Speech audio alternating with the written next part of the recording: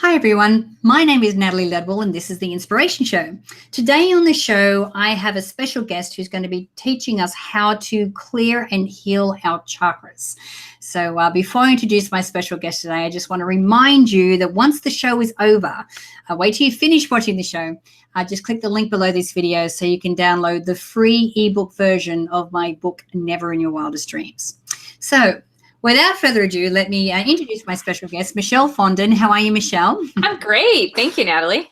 Now, we're going to be talking today about your new book, Chakra Healing for Vibrant Energy. And our community is a little familiar with chakras and chakra healing. So we're really interested in getting into this conversation with you today. I know that in the past that you have worked with Deepak. That's correct. Yes. And that you're an Ayurvedic life counselor and So tell me a little bit about how you got into doing this kind of stuff. Oh, yeah. So, well, actually, I started with yoga at age 18. I didn't know anything about the chakras at that time. And, but actually it was my experience with thyroid cancer at age 28. And it was really shocking to have that diagnosis at age 28 because it's so young. And I figured, like, I know Western medicine can heal me, but something else can probably heal me better. So I went on a search for alternative modes of healing, and I stumbled upon Ayurveda and Ayurvedic medicine, and it made so much sense to me. But where the chakras come in that story is I was reading a book and I found something about the chakras, and I looked at the fifth chakra, which is the area of the throat. And I looked back at the whole spectrum of my health and my life, and I realized that throughout my entire life, I had been ailing in the throat chakra. Like, I grew up with strep throat, tonsillitis. I had an abscess in my throat at age 17 that had to be opened up because I literally couldn't breathe. And then the thyroid cancer. So I was like, there must be something to this chakra thing. And I just began to delve deeply into the chakras, especially my fifth chakra, to help open and align it because I didn't want to get sick again. So, like I said, our community is aware that, you know, the chakras are like energy centers throughout the body. I know there's some outside the body as well, but you know, we have the ones here. So, so what we're saying is that depending on where the chakra is, you could look at areas in your life and then relate it back to, you know, any like issues with that particular chakra. Definitely. So for me, what I looked at with the fifth chakra was it's our source of verbal expression and being able to communicate effectively and being able to speak your higher truth. So it's not only about being able to communicate, which you and I do for a living, but it's about being able to speak your own truth, the truth that's inside your heart. So it's really linked, you know, if the chakras move up in energy. So what's truthful in your heart, then you're able to speak that out loud. And what I realized is that I wasn't able to effectively speak my truth. I grew up in a very dysfunctional household where I had to be the good girl, be the people pleaser. And I know many of you listening and watching find that that probably was your role growing up too. You had to be the good boy, the good girl, and not speak your truth. So yes, you can really look deeply into how you can heal as things are ailing in each of the chakras. You can look deeper at the meaning behind it. Right. So how do we know if one of our chakras is blocked? Well, you can tell by a simple awareness. So, you know, like if you're practicing yoga, which I'm sure a lot of you watching practice yoga, and, you know, the yoga teacher says like, okay, we're going to go into this twist, Matsyendrasana, bring awareness to your lower back and just notice where your lower back is hurting so you can breathe into it. Well, the chakras are the exact same way. So you could do a little mindfulness scan of your body and just say like, okay, you know, how is the crown of my head feeling? Do I feel like I can breathe easily in that area? You know, moving down to the third eye and you know, usually, you know, which areas of your body tend to get sick or symptoms in them. Like some people are prone to migraines, which is a third eye chakra or the sixth chakra problem. Some people are prone to tummy pain, you know, where they get nervous tummy, where they might feel agitated or irritated and they get irritable bowels. Well, that's a third chakra thing. So I think everyone is kind of in tune to their body to know, where do I get symptoms? That's usually a nice indication of what chakras might be out of balance. Right. So you're talking about yoga. So is that one way that we can actually help to clear these energy centers? Yeah, definitely. So there are yoga poses which are optimal for different chakras, for each of the chakras in specific, each of the 7 chakras in particular. And so there are ones that correspond, let's say, to the root chakra, the base of the spine, that you can work on to ground yourself, because that base chakra is all about grounding, and it's about keeping you rooted to the earth. Because we're living such frenetic lives and we're always out and about and drinking tons of coffee and caffeine, and we're kind of rushing from one thing to another thing, we're not so grounded. So that's an example of doing grounding yoga poses to help bring you back down to the earth, so to speak. So things like lotus flexion, so sitting in lotus pose with both sitting bones on the floor, that's an example of a rooting pose. Right. And so we're talking about movement as one way, or different poses. Well, what are some other things that we can do to help clear these energy centers? So mindfulness meditations, there are certainly guided meditations that you can do. And in my book, I have the guided meditations. Meditation is great for all of the chakras. Let me just tell you now, if you're not meditating, I would say for me, that is the #1 practice. You should be meditating.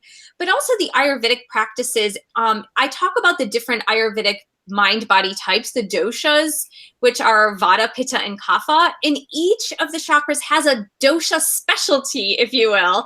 And so you can really balance that chakra that corresponds to that dosha with certain dietary practices, for example, and lifestyle practices. And, there's optimal exercise and dietary measures. It's not too extreme. We don't, in Ayurveda, you don't go to either extreme, but it's just like tweaking, right? There's certain foods and there's certain ways of eating that are more optimal to your mind body type. And you can really utilize that for the chakras as well. Right. And is there a difference between men and women when it comes to our chakras? Yeah. So there, the chakras, it's kind of cool because the energy of the chakras, since it's a symbiotic energy that starts at the base and moves up through to the crown of the head, they alternate in masculine and feminine energy. So there's that yin energy, which is more feminine, lunar, and passive, and the yang energy, which is more masculine and forward moving, right? So let me give you an example. The second chakra, which is the sexual and creativity chakra, is a yin energy, is a womanly energy, because the womb of creation, right? Mm-hmm. Women are designed to create, give life, give birth. So that's a more feminine-like chakra. Whereas the third chakra, the solar plexus, is a yang energy. So the solar, the sun, the more masculine moving energy. So what I always say to men and women is that if you're finding imbalances that are maybe sexual in nature, like, for example, a woman who might be having fertility problems, which as a prenatal yoga teacher, I see a lot of women having a hard time getting pregnant. I said, look at your second chakra, look at the area of that second chakra and see, maybe you're living too much in yang energy. Maybe you're living too much in masculine energy, and you need to honor the feminine, that yin energy, to open up that second chakra. Right, of course. So is there like a daily practice that we can all adopt that's going to help us keep these energy centers clear? Yeah. So as I mentioned, meditation, but another thing that I'd like to do are sounding. And some people feel really uncomfortable using chants or sounds, but the sounds for each of the chakras that are also in the book and in the audiobook, especially, because I do go through the mantra sounds in the audiobook, which is, you can hear them. But it's, at the end of your meditation, it's a really good idea. If you're really focusing on opening and aligning the chakras, you can just chant each of the mantra sounds for each of the chakras one time. And sometimes I like to do 7 ohms for the crown chakra. And, since everything is energy and vibration anyway, then when you chant, when you use those sounds, and they're primordial sounds, they don't mean anything. Some people get weirded out. They think like they mean deity names or something like that. But the chakra sounds are just vibrational frequency sounds. And you can use them at the end of your meditation and just chanting those sounds. That helps to open and align. Another thing I like to mention is that wearing crystals that correspond to each of the chakras are a really good idea. For example, the rose quartz is a great crystal to carry around for your heart chakra, to open and align your heart. And if you're a woman and you wear a bra, I was taught by my yoga teacher that you can take a rose heart crystal and put it in your bra and wear it close to your heart and just carry it with you throughout the day. Oh, wonderful. So it sounds like the practices and things that we can do are really easy to implement. Yeah, absolutely. So are we saying that anyone can do it? Yeah, definitely. Anyone can do it. You don't even have to have training in this. You don't even really have to believe in it for your chakras to open. You just have to bring awareness to your body. And if you don't like the word chakra, you don't think that energy healing is anything real, like, think of the breath. We don't see air. We don't see the breath, yet we know it's there, because if we don't have it, we're not living. So I like to even say, instead of just mindfully saying, like, I'm going to bring energy to my throat chakra, you can say, I'm bringing breath and air and awareness to my throat chakra. And you'll be amazed when you start bringing more awareness to the areas of the chakras, they open up, and then you become a believer. Yeah, right. So other than your own experience, what have you seen as breakthroughs that people have had just by applying some of the practices that you explain in the book? Yeah. So I like to tell the story about one of my students who came to me for an Ayurvedic consultation. It was a man. He's 53 years old at the time. And he had just come out of a nasty divorce, and he had a heart attack, and he had a stent put in. And this guy, man, he worked out 7 days a week. He was in great shape. And I was saying to him, I said, what is going on in your heart? And this is before I knew about the divorce. And he just said, well, nothing. I don't know what you're talking about. And he's like, the heart attack has nothing to do with what's going on in my life. And I said, well, let's just explore it a little bit. And so, through exploring it with him, like, he got into yoga, he got into meditation, he turned vegan, he turned his life around, because I think he had an epiphany that, in fact, even though he had this heart attack and he thought it was completely unrelated to the rest of his life, to the emotional life or his energy level, he decided to take a leap of faith, and he turned his daily routine around completely, and it incorporated all these practices, and he was so incredibly healthy after that, for years after that. Right. And so when we're talking about, adopting these practices, do we have to do all of them, or we can just... I know. You don't want to overwhelm yourself. I know a lot of Americans are super type A.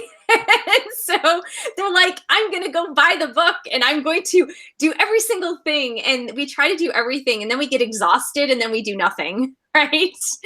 So, adopt one practice at a time and just see if it makes a difference in your life. I have the YouTube videos with all the yoga poses out there. You can even start with just the yoga poses if yoga is what you're into, or on the audio tracks, I have the guided meditations for each of the ones. And if you want to go the easy way out, you listen to the guided meditations daily. And they're just, each chakra has about a 3 to 4 minute guided meditation, which is relatively simple. So yeah, what I like to say is less is more. So the less you can integrate, and when it starts to work, stick with it. And if you want to add more, add more. Right. So what are some of the benefits that people can expect to see or experience once they've got everything clear and everything's, in great working order? Okay, well, that's kind of a mixed question, because it's hard to know that, we're constantly going in balance and out of balance. We all have peak experiences or peak moments where we're feeling fantastic and great and on top of the world. And those moments because you've had them. You've had them where you're watching a sunset and everything in your life is going right, and you feel wonderful and on top of the world, and you feel like you can take on the world. But then, you go home and you get a phone call and life happens. So I just believe that through energetic healing, especially through the chakras, it just helps you so that you're living at higher levels of energy each and every day. It's not that something magically is going to happen, that you're going to be floating on a cloud, because that just doesn't happen. It happens moments. You have those peak moments, but also when you're living energetically at a higher level, coincidences start to happen in your life. Synchronicities start to occur. People start to appear out of nowhere to help you and to help you live your life purpose. It's just amazing how that happens. Yeah, absolutely. Well, darling, thank you so much for joining us today. I knew we'd have an awesome conversation. Thank you, Natalie. Where can we send people if we want them to connect with you and get their hands on the book? Sure. So you can go anywhere to get the book. Barnes & Noble Books has it, any of the other independent bookstores, Amazon, of course. On my website, michellefondinauthor.com. And you can see my videos on YouTube at michellefondinauthor.com too. Wonderful. Well, thank you again, darling, for joining us. It's been a pleasure chatting with you. Thank you, Natalie. It's been a pleasure. Thanks. Awesome. Now, if you're watching this video, I encourage you to share the video. Please get the word out there by clicking the Facebook and the Twitter share buttons on this page. Don't forget to click either the banner to the side or the link underneath the video so you can go through to Michelle's website. And after the show is finished, click the link below that so that you can download the free ebook version of my book, Never in Your Wildest Dreams.